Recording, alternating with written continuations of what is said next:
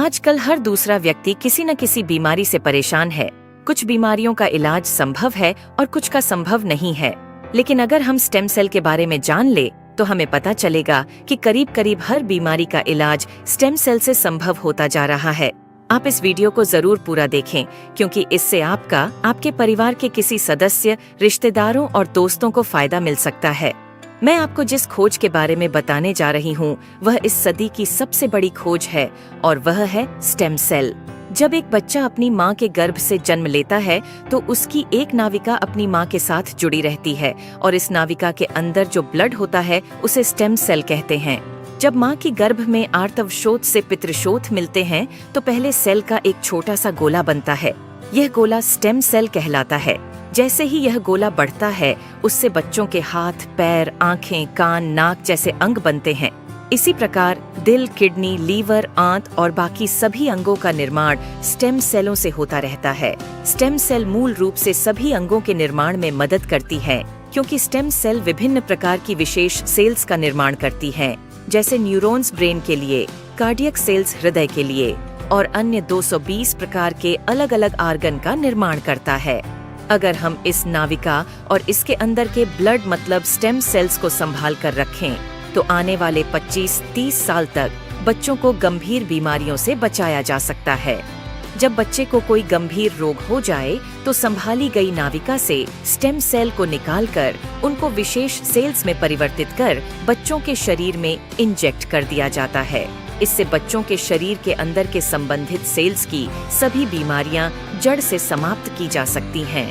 लेकिन इस नाविका को ब्लड बैंक की तरह स्टेम सेल बैंक में संभालने और पुनरारोपण का खर्च लगभग 10 लाख से लेकर 50 लाख तक का होता है, जिसे हर कोई अफोर्ड नहीं कर सकता। इंसानी शरीर में सभी अंगों के स्टेम सेल अलग अलग होते हैं, लेकिन मूल स्टेम सेल सभी अंगों का निर्माण करने में सहायक होता है। उदाहरण के तौर पर मान लीजिए कि हृदय के कुछ सेल्स नष्ट हो गए हैं, कुछ कमजोर हो गए हैं और कुछ अच्छे हैं, लेकिन अपने सही स्थान पर स्थानांतरित नहीं हो पा रहे हैं। इस स्थिति में हृदय का उपचार मूल स्टेम सेल से किया जा सकता है। पहले स्टेम सेल्स को कार्डियक सेल में कन्वर्ट किया जाता है, फिर आपके शरीर के अंदर हृदय में इंजेक्ट कर दिया जाता है, जिससे हृदय को नया जीवन दिया जा सकता है। दोस्तों, अब आपको यह समझ आ गया होगा कि स्टेम सेल कितना महत्वपूर्ण है। इसी बात को समझाते हुए भारत के प्रधानमंत्री श्री नरेंद्र मोदी जी ने स्टेम सेल की रिसर्च में काफी दिलचस्पी ली थी। आप गूगल पर सर्च करके देख सकते हैं। और साथियों, जो स्टेम सेल माँ की नाविका के अंदर होते हैं, ठीक वैसे ही कुछ स्टेम सेल फलों में भी पाए गए हैं। यह स्टेम सेल किसी भी इंसान के ऊपर माँ के स्टेम सेल की तरह ही काम करते हैं, और इसका प्रयोग करके हम किसी भी बीमारी को नष्ट कर सकते हैं। यह स्टेम सेल स्विट्जरलैंड के एक वैज्ञानिक डॉक्टर फ्रेड जूली ने हरे सेब और लाल अंगूरों के अंदर से खोजेन है, जो स्विट्जरलैंड की विशेष प्रजातियों के अंदर पाए जाते हैं। इन फलों का वनस्पति नाम मतलब सेब को मालिस डोमेस्टिका और अंगूर को सोलर विट्स बोलते हैं। माँ की नाविका से मिलने वाले स्टेम सेल सिर्फ बच्चे और उसके माता पिता के ही काम आ सकते हैं, लेकिन फलों से मिलने वाले स्टेम सेल किसी भी इंसान के ऊपर माँ के एम्ब्रोनिक स्टेम सेल की तरह ही काम करते हैं, क्योंकि यह इंसानी स्टेम सेल की तरह प्रोग्राम्ड सेल नहीं होते।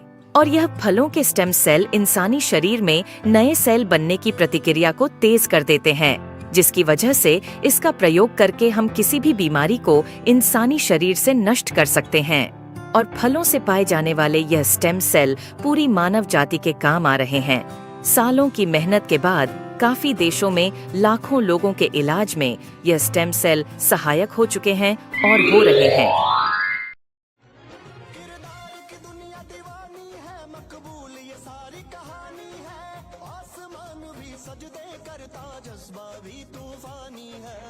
जिसके नाम के चर्चे गूंजे सारे हिंदुस्तान में, आ रहा है, आ रहा वो, आ रहा मैदान में, आ रहा है, आ रहा वो, आ रहा मैदान में, आ रहा है, आ रहा वो, आ रहा मैदान में।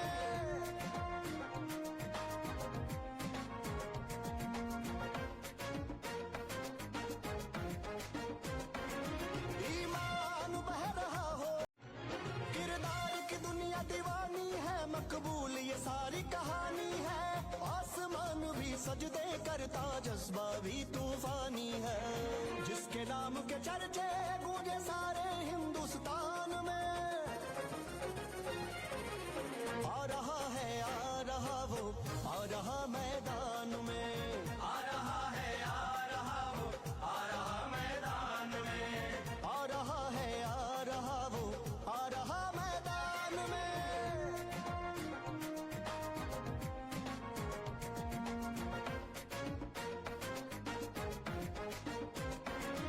ईमान बह रहा हो जब धमनियों में सारी, किरदार की दुनिया दीवानी है, मकबूल ये सारी कहानी है, आसमान भी सजदे करता, जज्बा भी तूफानी है।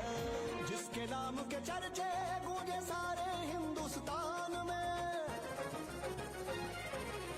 आ रहा है, आ रहा वो, आ रहा मैदान में, आ रहा है, आ रहा वो, आ रहा मैदान में। आ रहा है, आ रहा वो, आ रहा मैदान में।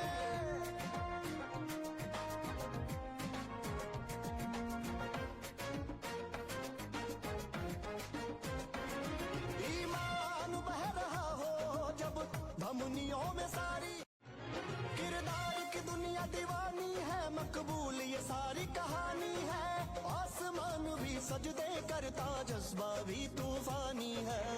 जिसके नाम के चर्चे गूंजे सारे हिंदुस्तान में,